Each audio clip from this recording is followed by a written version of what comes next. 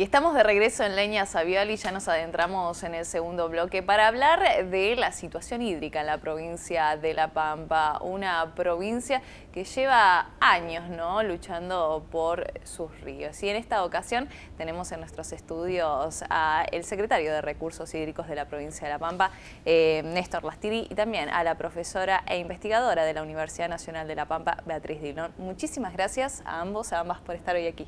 Un gusto estar con ustedes. Muchas gracias por la invitación.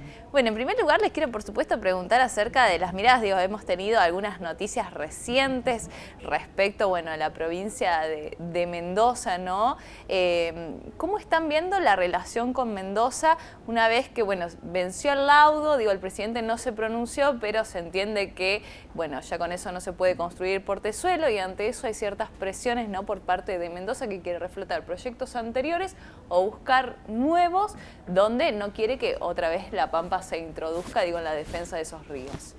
Comienzo como Perfecto. Néstor. Bueno, la verdad que es una problemática compleja porque Mendoza, lejos de adoptar una política de consensos y de compartir el agua, persiste, yo diría que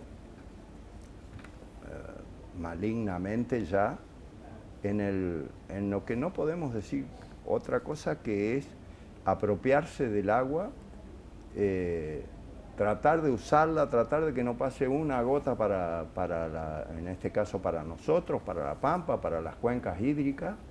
Desconoce el concepto de cuencas hídricas interjurisdiccionales, desconoce el concepto de unidad de gestión de cuenca ambiental, desconoce los derechos que tenemos de acceso al agua de las provincias que estamos aguas abajo, no solo las provincias, sino las personas. Somos el agua, sí. Es un bien público, no es un bien dominial, no es un bien del cual puede ser dueño alguien. El agua es un bien público y ese bien público debe ser compartido y debe ser acordado entre las partes su uso. Esta situación que se vive desde muchos años atrás y agravada porque en ese momento la provincia de La Pampa, en aquel tiempo, la provincia de La Pampa era un territorio nacional donde no se pudo sentar a reclamar sus derechos al uso al agua, después de un plan nacional de aprovechamiento de todos esos ríos para darle un desarrollo energético y complemento de la producción agropecuaria, hicieron un paradigma de uso del agua que es la apropiación de ella hasta la última melga de riego, como pasa en toda la cuenca del desaguadero Salado Chadilubú-Curacó. Ahora Mendoza habla de un plan B. Bueno, ellos tienen todas todo el abecedario de planes para tratar de apropiarse del agua, como usted bien dice, y esta pregunta es para los dos. ¿Existe la posibilidad de que Portezuelo sea reflotado? O, como ellos dicen, van a ir por la represa del Diamante, y esto es necesario que intervenga el comité de cuenca que usted mencionaba, o ellos van a poder otra vez hacer uso de las leyes a gusto, sin que nada los detenga. Ellos van a seguir haciendo lo que se les ocurra con las leyes. De hecho, no cumplen el fallo de la Corte. No cumplen el otro fallo que es el del Tambolar que hicimos nosotros con la cuarta represa sobre el mismo río, sobre el río San Juan, que es un afluente del desaguadero. Pero hoy, el ministro del Interior firmó un tratado con San Juan y con Mendoza, los gobernadores de San Juan y de Mendoza, y una empresa israelí, en la que están planeando un plan maestro de agua, en el que, como para que ustedes puedan ver la magnitud de esto, esta presencia del Ministerio del Interior, es decir, del Ministerio del gobierno nacional con los gobernadores de San Juan y de Mendoza, desconoce, en primer lugar, el anuncio del mismo Guado de Pedro, el día del Congreso Pampeano del Agua, donde dijo que se constituía una asociación de gestores del agua que encabezaban todos los gobernadores y que el primer gobernador designado era el gobernador de La Pampa, juntamente con el CFI. Todos los demás actores están, pero más allá de eso, ese plan maestro está ya de entrada negando las principales normativas del país, porque la gestión ambiental del agua, lo primero que reconoce es la unidad de cuenca, la unidad de cuenca hídrica, y entonces esto ya nace torcido, y en eso son nuestros reclamos permanentes, y vamos a seguir reclamando. Por eso digo, ellos van a seguir con esto, y el único antídoto que hay es nuestra lucha. Y ahora que todas las decisiones, ya te doy para que respondas, que todas las decisiones se toman en consenso con los gobernadores, digo, no ya solo los involucrados en esta temática, sino cuál es el papel del resto de los gobernadores del país viendo esto que nos está pasando a La Pampa. Y cada cual atiende su juego. Ajá. Antón Pirulero. Betty, te quiero preguntar, y también, bueno, estaban mencionando ahí que no se está cumpliendo, por ejemplo, el fallo respecto del río Atuel, continuamos con un río robado, siguen las presiones por parte de Mendoza, estas intenciones ahora sobre el diamante, digo.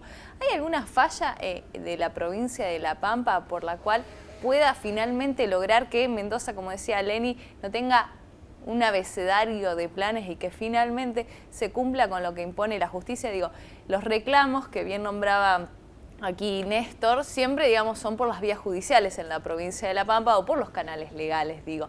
Pero después no hay una lucha, digo, más consagrada que pueda también ponerle un freno a Mendoza. ¿Qué lectura quizás haces de eso? Bueno, por un lado, un poco tratando el tema, ¿no? Como paradigma más científico, que es lo que a mí me compete. Esto, digamos, se trata de, estamos hablando de cuestiones político-estructurales, ideológicas, y que son estructurales y que se basa en una forma de relación que el capitalismo tiene con el agua. La apropiación del agua es una cuestión clara en el sentido que el agua es considerada como una mercancía apropiada por ciertos grupos hegemónicos, también eso hay que tenerlo claro, quién se apropia del agua, cómo esos grupos económicos presionan por sobre lo político y la política por sobre los gobiernos, o la política y la política se deja presionar por los grupos, porque también es cierto, y cómo, digamos, esto relaciona con esta cuestión de la apropiación. Esto lo ha llevado Mendoza como provincia tradicional argentina durante muchísimo tiempo.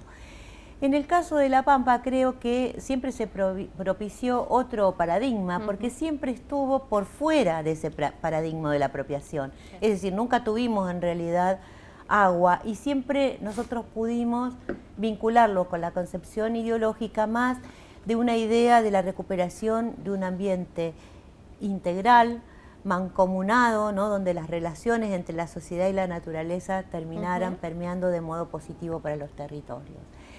Entonces, yo no sé qué podría decir si la pregunta es una falla. Yo creo que nosotros tenemos que, desde la perspectiva de La Pampa, pero no solamente de La Pampa, porque esto le pasa a todo el colectivo subalterno que no está dentro de esas lógicas de poder. No sé si se entiende. Nosotros somos propiciantes de la lucha colectiva, porque científicamente manifiesta en los territorios que da resultado. De hecho, en la misma Mendoza, su lucha colectiva en defensa de una ley, por ejemplo, vinculada con la minería, y que tiene estrecha relación con, otra vez, la apropiación del agua, el lobby minero vinculado con el agua, ha llevado a que la causa es la misma. De hecho, cuando los colectivos nos ponemos a conversar desde lo académico, pero también desde la militancia hídrica, si ustedes quieren, se ve otra visión de cómo debemos, y ahí sí por ahí habría que estimular un poco, tratar de limar una fragmentación que hay entre la misma provincia, que fue construido también, ¿no? Entre el este y el oeste, que fue construido, no es una cosa que se da naturalmente, sino que es una construcción social a lo largo de la historia, donde la lucha es colectiva en todos los sentidos, no solamente entre quienes la sufren, o que en realidad la sufrimos todos, y hay que estimular ese espíritu de lucha, y vuelvo a decir, en conjunto, no nos encerremos en nosotros mismos, porque la fortaleza de esta lucha la tiene el colectivo. De hecho, yo he estado ahora últimamente, incluso en el Congreso del Agua, presentando un trabajo sobre la transfronteridad hídrica del río Colorado, y cómo las luchas, cuando la comunidad de la cuenca del Colorado se dio cuenta de los efectos de Portezuelo y se puso la lucha acompañando la cuestión política del Estado, logró no solamente socializar información, que por ahí obviamente no se da, sino generar procesos hidrosociales mucho más fuertes, que creo que por ahí debe ir la cuestión. Mencionabas por ahí algunas rispideces, si se quiere, entre el este, ¿no?, y el oeste. Los pobladores del oeste siempre señalan que, bueno, muchas obras de infraestructura se fueron para el este y ellos no están recibiendo las respuestas, necesarias por parte del gobierno provincial en cuanto a obras de infraestructura. ¿Cómo está esa situación hoy con los pobladores del oeste en cuanto a ello, para poder darle esas soluciones que quizás se están brindando y que de alguna manera se le den esas respuestas?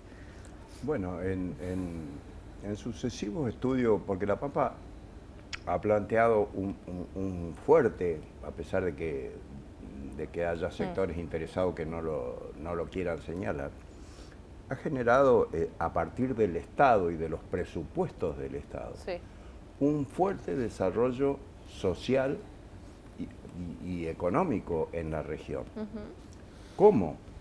Por ejemplo, en infraestructura escolar, por ejemplo, en infraestructura educativa, por ejemplo, en generar los mejores aspectos que hacen a los desarrollos locales, como una industria frigorífica, como toda una serie de elementos que hacen a que el Estado estuvo presente ahí en el desarrollo de la región y no dejó abandonado a ese daño ambiental que lo sometía el corte del río. Entonces, en el estudio que hizo la universidad del daño ambiental que se producía, la valoración, la situación en pesos que daba esa situación, se veía que la fuerte inversión del Estado ha sido en todos estos aspectos, en la parte social, en la parte de salud, en la parte de promover también las actividades culturales, las artesanías. Bueno, todo lo que el Estado ha tenido a su alcance ha permitido que esa región se desarrolle. Y en ese sentido yo siempre señalo que en ese trabajo Betty hizo una proyección de la población. Y en esa época, en 1947, cuando se produce el dramático corte del río Atuel, sin aviso, sin ninguna consideración ni siquiera humana, había 7.800 habitantes en un censo nacional. Estos son datos puros. ¿Y qué pasó?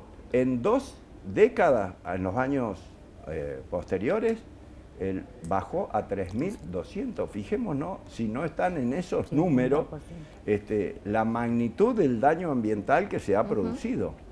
Y todavía esa población no se ha recuperado. Vamos a ver lo que da ahora los datos de este censo. Pero toda esa recuperación que se ha dado por parte de la población del lugar ha sido básicamente por la inserción del Estado en promover desarrollos productivos, educativos, sociales, de salud, todo lo que hace al desarrollo de esa región. Y lo sigue haciendo. Lo sigue haciendo. En este sentido, digamos, no se debe hacer una comparación de decir, bueno, no, el Estado no invierte allá, Pero, es lo mismo que dice Mendoza.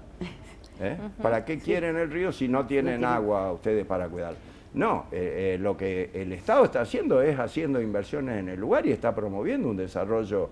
Hoy los chicos pueden hasta hacer estudios en la universidad local o van a estudiar a otros lugares, tienen radicación de profesionales, tienen una fuerte ya pertenencia en el lugar. Y esto, bueno, esto se ha revertido gracias a la intervención del Estado, ¿no es cierto? Betty, quería agregar algo. No, sí, quería agregar con respecto a la fragmentación y lo que vos decías de las rispideces. En realidad fue un proceso construido antes de la conformación del Estado, ¿no? Ese proceso de modernización selectiva que tuvieron los territorios es previo. Cuando La Pampa se conforma como provincia y define la conformación del Estado, en realidad se encuentra con este territorio ya con diferencias. Entonces tiene que aplicar incluso... Sin río. Sí, claro, ya sin la río, desertificación era... modelos diferentes, uno más aplicado al modelo más pampeanizado, digamos, y otro a estos espacios realmente despojados o considerados por ese mismo proceso de modernización selectiva como territorios olvidados, territorios, despojados, en el caso de nuestros ríos. Entonces las políticas tuvieron que ser de intervención espacial muy fuerte, como dice él, y aplicar todo el ámbito público, la salud, la educación, bueno, el desarrollo productivo de la zona, teniendo en cuenta también culturas diferentes, porque también hay que tener en cuenta la parte cultural. Y pasado tantos años, y ahora lo mencionabas vos, recién Betty, vienen con un proyecto minero. ¿Y cómo nos encuentra parados este proyecto minero? Hablaba recién Néstor de la socialización de la información, y yo también pienso en habilitar la palabra y cómo involucra eso directamente en la salud de las personas, sobre todo en la salud sexual y reproductiva de las mujeres y los cuerpos gestantes, y qué trabajo de prevención y de socialización y de lucha podemos hacer, se me ocurre, desde los colegios secundarios o desde los espacios de educación, para que esto pueda ser una lucha conjunta con la parte de Mendoza que también está en contra de la minera. Que me respondan los dos. Tal cual. En principio tenemos que pensar en relaciones de poder, ¿no? Es decir, entre grupos hegemónicos y grupos subalternos despojados. Entre ellos, obviamente, que los colectivos de la disidencia juegan un rol importante, no solamente una perspectiva de si hoy tenemos ley de educación ambiental integral, que nos permite también pensar esto que estás diciendo en función de las articulaciones que se dan con las cuestiones de género y la relación diferencial también de las mujeres con el ambiente, ¿no? Porque en realidad, y si nosotros tantos años estudiando la degradación ambiental, hemos visto cómo en realidad los cuerpos femeninos son los que más han sufrido esta degradación ambiental. En la cuestión de salud es muy evidente, se están haciendo muchos trabajos, en la salud reproductiva también. Pensemos que estos departamentos son los que aún siguen manteniendo las mayores tasas de mortalidad infantil, aún con lo que se ha avanzado, quiero decir, porque realmente año a año se avanza muchísimo con la política pública, y también de las muertes maternas o de cuerpos gestantes, digamos. Entonces, claro que hay un vínculo entre toda esta situación, entre, vuelvo a decir, entre estos grupos que en realidad viven muchas veces en condiciones que presentan no las mejores condiciones de vida o calidad de vida, pero en ámbitos también degradados. Entonces obliga a las emigraciones, como decía Chamaco, a cambios culturales. La mujer, al no permanecer ya en los puestos, ha alterado toda la situación productiva. Por ejemplo, la cuestión de la ganadería de chivas, ¿no? Que ha sido por siempre una actividad totalmente femenina en los ámbitos domésticos. Y bueno, son todas cuestiones que se dan integradas. Y es cierto que es muy interesante y que también se estudia la salud, sí. Hemos hecho varios estudios, sobre todo en la cuenca del Atuel, con el tema de los impactos sobre la salud reproductiva de las mujeres. Leni, ¿querés preguntar algo más? No, para mí está bien.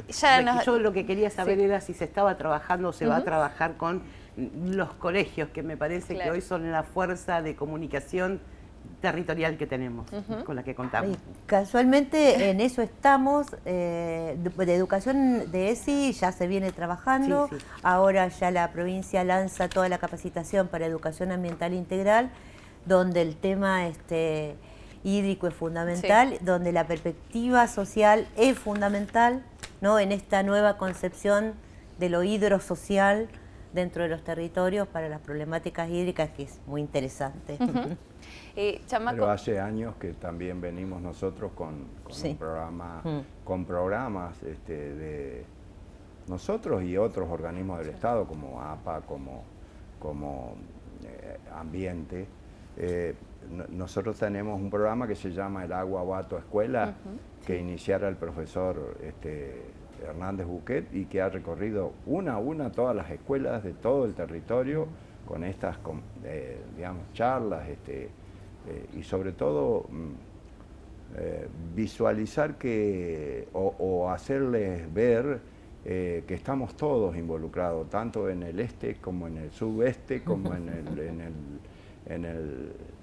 el Atuel, estamos involucrados en este daño ambiental porque también este derecho al agua está siendo alterado y es soberanía hídrica, es todo la provincia, ¿no? El problema es de Santa Isabel o de Algarrobo del Águila o de Limay Mahuida. Es de toda la provincia porque es como dice Betty, un despojo injustificado, y pensemos que judicialmente, por ejemplo, nunca ha sido cuestionado nada de la Pampa. Nada, ningún planteo. Y la evolución de la normativa, esto que dice ella de la evaluación, de la educación integral, como también el Tratado de Escazú, que es un tratado internacional al que está adherido la Argentina y que establece esto de la comunicación ambiental, del respeto a todo lo que es la gestión ambiental de la cuenca. Vuelvo a repetir al punto anterior al que me preguntaste sobre el tema de el ministro del Interior con los dos gobernadores. Esto es una gran cuenca hídrica y ellos se enojan porque nosotros reclamamos, porque nos tienen con el agua, sin agua, desde hace muchos años. Y ese manejo arbitrario y apropiado del agua no es otra cosa que esto que decía ella, relaciones de poder insoportables, de decir, bueno, ahora se juntan entre ellos, uno peronista y otro radical, pero con relaciones del agua son y ahora te ponemos una mina para terminar de arreglar. Y en la forma de usar el agua son similares, y bueno, y vuelvo a repetir, por eso nosotros tenemos que abonar a esta nueva mirada que también hay en el país y en la cual nosotros somos abanderados. ¿Por qué? Porque estamos sometidos a una situación distinta que las demás provincias. Hemos sido condenados porque somos la parte baja de las cuencas a estar sin agua. Y bueno, obviamente que la provincia lleva años reclamando, y cuando digo la provincia gobierno y la provincia pueblo. Entonces, ¿cómo hacemos? Es seguir este derrotero, esta convención, y haciendo esto a que se conozca en todos lados. Cuesta mucho, porque tiene que ver con esos poderes. Hoy vos mostrás el peor daño ambiental que hay en el país, que es el corte del agua del Atuel y del desaguadero. Chamaco, te interrumpo porque digo, en esta conversación que estamos teniendo hay algo que es transversal, que es el daño ambiental, también el daño cultural, etcétera. Digo, ¿qué está haciendo la Pampa, además de llevar los reclamos, para que ese daño no continúe, de la manera que se está llevando adelante, hasta que, por ejemplo, la Corte Suprema de Justicia de la Nación conmine a Mendoza que cumpla el fallo con el río Atuel?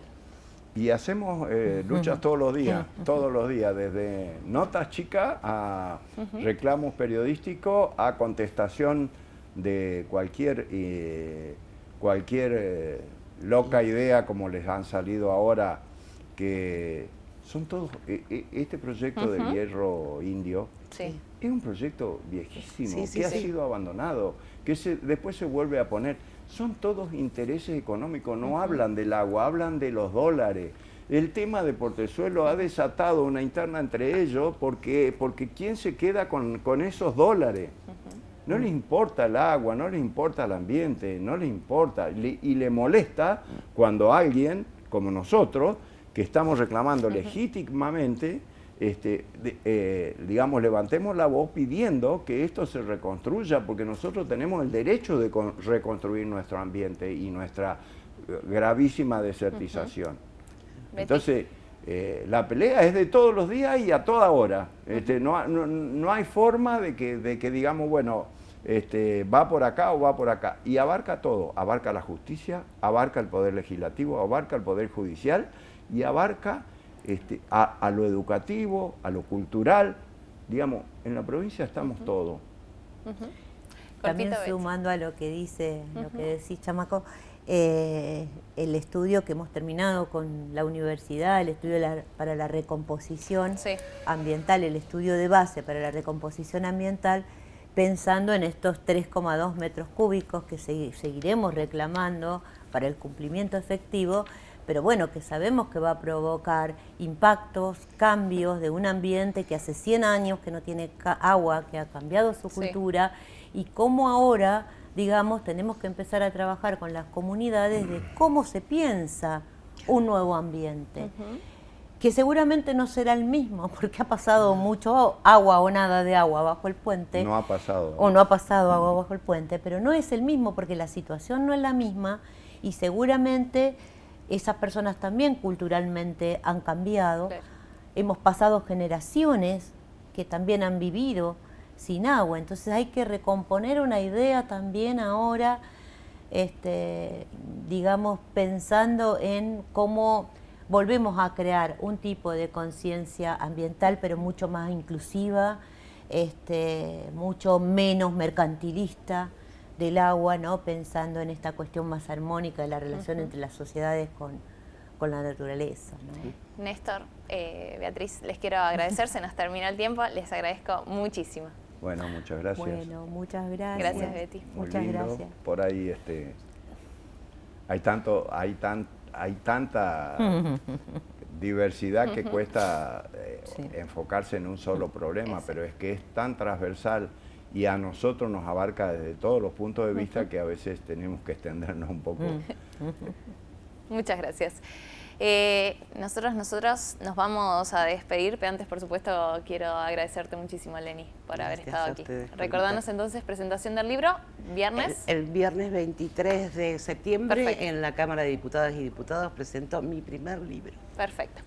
Nosotros, nosotras nos vamos a despedir, nos vamos a volver a reencontrar el próximo miércoles a las 22 horas con más Lenia Savioli aquí en la pantalla de la televisión cooperativa. Será hasta la próxima semana. Chau.